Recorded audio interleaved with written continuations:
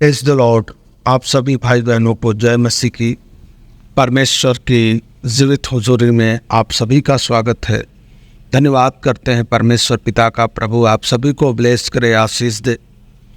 जितने भाई बहन परमेश्वर के वचन को सुनते हैं, आइए परमेश्वर के वचन में चलते हैं, परमेश्वर के संदेश में चलते हैं।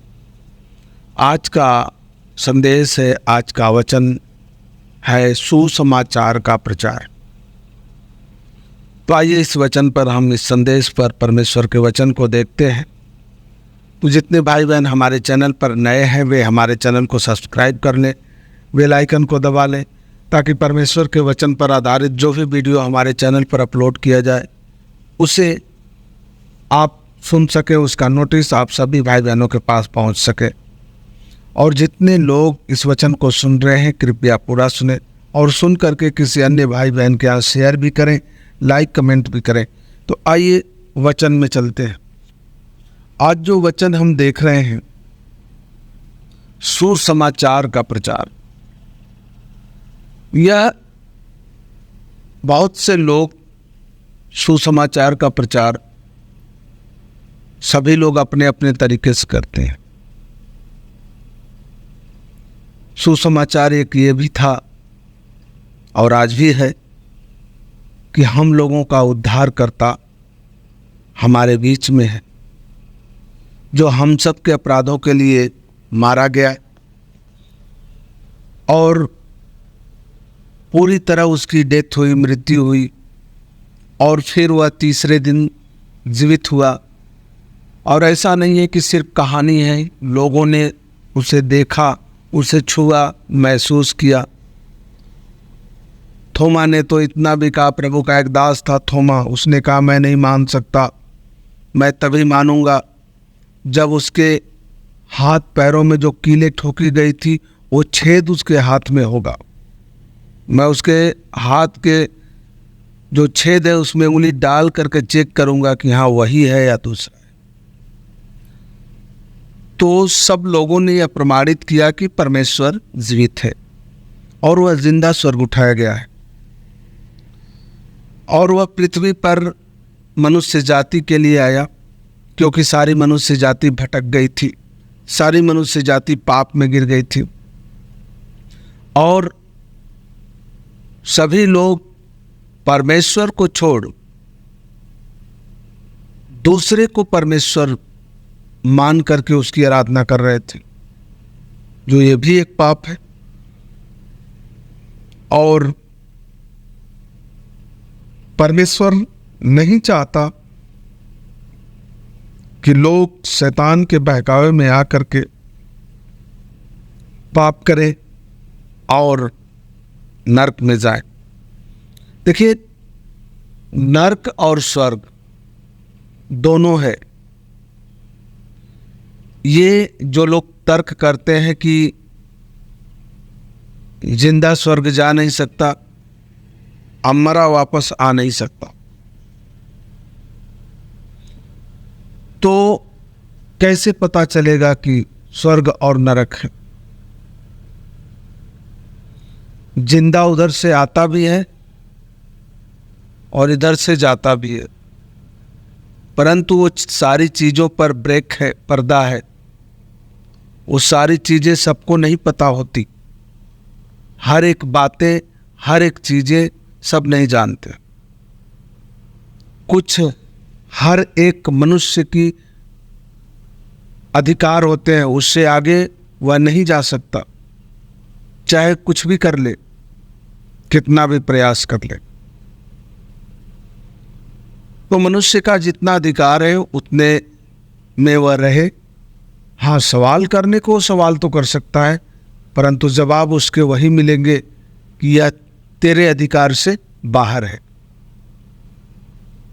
जब उस अधिकार में, उसमें, उस स्थान पर जाएगा तो खुद ब खुद तुझे पता चलेगा कि स्वर्ग है कि नहीं है, नरक है कि नहीं है।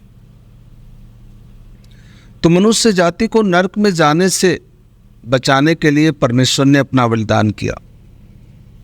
नरक जो एक दुख और दर्द से भरा हुआ जगह है, वहाँ पर कोई शांति नहीं है, कोई आराम नहीं है, वहाँ पर कोई दया नहीं है, कोई प्रेम नहीं है।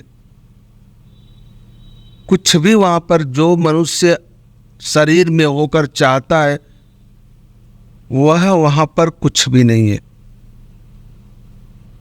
वहाँ पर सिर्फ दर्द है और दुख है, वो भी अनंत काल के लिए। अनंत जीवन है उसमें, आप वहाँ दोबारा नहीं मर सकते।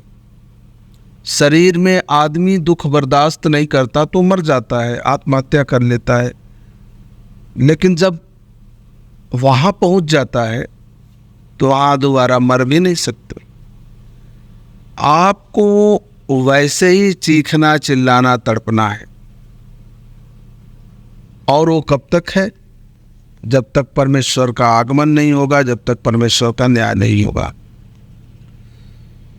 तो परमेश्वर हम सबके बीच में आया, ये एक सुसमाचार है। लेकिन ये सुसमाचार क्यों हुआ? क्योंकि परमेश्वर सिर्फ यहूदियों के लिए नहीं आया, बल्कि सारे संसार के लिए आया। और परमेश्वर नए नियम में यहूदी और गैर यहूदी दोनों को सुसमाचार का प्रचार करने और यीशु मसीह के विश्वासी यानी अनुयायी या उसके पीछे चलने वाले बनने को बुलाया, यानी उनको अपने पास बुलाया। जैसा कि वचन कहता है कि तूने मुझे नहीं बुलाया, मैंने तुझे बुलाया है। परमेश्वर का वचन कहता है तूने मुझे नहीं बुलाया, बल्कि क्या है, मैंने तुझे बुलाया है। तो परमेश्वर ने बुलाया है, परमेश्वर ने चुना है। और परमेश्वर जिसको चुनता है वही मसीही बन पाता है। हाँ, सुसमाचार सबको सुनाना है, ये हर एक मसीही भाई बहन की जिम्मेदारी है। सुसमाचार सुनाते वक्त कोई भड़क जाए, कोई गालियां दे, कोई कुछ भी करे, जो करना है वो करे, परंतु हमें क्या है, लोगों को प्रभु यीशु मसीह के बारे में बताना है। और विश्वास करना या ना करना उसकी मर्जी है। हमारा काम सिर्फ सुसमाचार बताना। तो एक सुसमाचार उस समय था जो लोग कहते थे कि देखो नासरत में उद्धारकर्ता जन्मा है। जब मनुष्य दर्द और दुख में मरता है तो उसे क्या है, उद्धारकर्ता की जरूरत है। और उद्धारकर्ता जब जन्म लिया तो लोगों को यह एक खुशी थी, एक माहौल था, और उस समय लोग आनंदित हो रहे थे कि हमारा उद्धारकर्ता जन्म ले लिया है। ये सारी भविष्यवाणियां जो पहले की गई थी वह भविष्यवाणी के अनुसार प्रभु यीशु मसीह जन्म लिया था। तो सारी चीजें हैं। अब बात आती है मनुष्य जाति की। तो मनुष्य जाति को परमेश्वर ने जब चुना अपने राज्य में तो उन्हें ठहराया भी, नियुक्त भी किया। परमेश्वर ने कहा तुम जगत की ज्योति हो। हम पढ़ लेंगे मत्ती की पुस्तक 5 अध्याय का 13 और 14, जिसमें लिखा है तुम पृथ्वी के नमक हो।